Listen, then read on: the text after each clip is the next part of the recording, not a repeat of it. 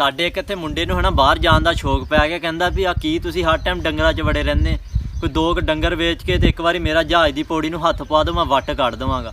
ਉਹਨੂੰ ਸਮਝਾਇਆ ਵੀ ਕੀ ਪਰਦੇਸ ਜਾ ਕੇ ਤੂੰ ਕੀ ਕਰਨਾ, ਅਤੇ ਆਪਣਾ ਕੰਮ ਆ ਲੱਗਾ ਰਿਹਾ। ਆਖੇ ਨਹੀਂ ਇੱਥੇ ਕੁਛ ਨਹੀਂ, ਮੈਂ ਬਾਹਰ ਜਾਣਾ। ਉਹ 2 ਮੱਝਾਂ ਚੰਗੀਆਂ ਭਲੀਆਂ ਦੁੱਧ ਦਿੰਦੀਆਂ ਫੂਕ ਕੇ ਤੇ ਜਹਾਜ਼ ਦੀ ਪੌੜੀ ਨੂੰ ਉਹਦਾ ਹੱਥ ਪਵਾਇਆ। ਉੱਥੇ ਚੱਲ ਗਿਆ, ਉੱਥੇ ਮਾਰ ਸਮੁੰਦਰ ਦੇ ਆਲੇ ਦੁਆਲੇ ਤਸਵੀਰਾਂ ਖਿੱਚ ਕੇ ਤੇ ਘਲਾਵੇ। ਕਦੀ ਉੱਤੇ ਗਾਣੇ ਲਾ ਕੇ ਆਖੇ ਬਾਪੂ ਦੇ ਸਿਰ 'ਤੇ ਬੜੀ ਐਸ਼ ਕਰ ਲਈ ਆ, ਹੁਣ ਆਪਣੇ ਸਿਰ ਪੈਰਾਂ 'ਤੇ ਖਲੋ ਕੇ ਦਿਖਾਣਾ। ਉਹ ਮਹੀਨਾ ਕੁ ਲੰਘਿਆ, ਉਹਨੂੰ ਕਿਹਾ ਵੀ ਕੋਈ ਕੁਛ ਘਲਾ ਘਲੂ, ਅੱਗੋਂ ਬਣਾ ਸਵਾਰ ਕਹਿੰਦਾ ਵੀ ਘਲਾਉਣ ਦਿਆ ਤਾਂ ਪਿਆ ਤਸਵੀਰਾਂ।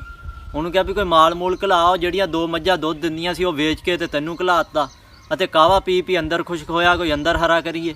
ਲੈ ਗੰਗਾ ਹੀ ਉਲਟੀ ਬਹਿ ਗਈ, ਉਹ ਕੋ ਮੰਗਣੇ ਹੀ ਭਾਰੇ ਪੈ ਗਏ। ਕਹਿੰਦਾ ਵੀ ਆਹ ਮਹੀਨੇ ਦੇ ਕੰਮ ਨਹੀਂ ਚੱਲਿਆ ਅਤੇ ਕੁਛ ਮੈਨੂੰ ਇੱਥੋਂ ਫੜ ਦਾੜ ਕੇ ਤੁਸੀਂ ਖਰਚਾ ਘਲਾਓ।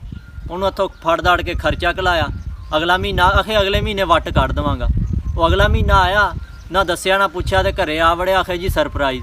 ਮੈਂ ਕਿਹਾ ਵੀ ਕਾਹਦਾ ਸਰਪ੍ਰਾਈਜ਼, ਤੂੰ ਉੱਥੇ ਬੁਰਜ ਖਲੀਫਾ ਖਰੀਦ ਕੇ ਆ ਗਿਆ। ਆਖੇ ਨਹੀਂ ਉੱਥੇ ਦੇ ਵੀ ਹਾਲਾਤ ਕੋਈ ਨਹੀਂ, ਉੱਥੇ ਕੋਈ ਕੰਮ ਕੁੰਮ ਹੀ ਹੈ ਨਹੀਂ ਗੇ।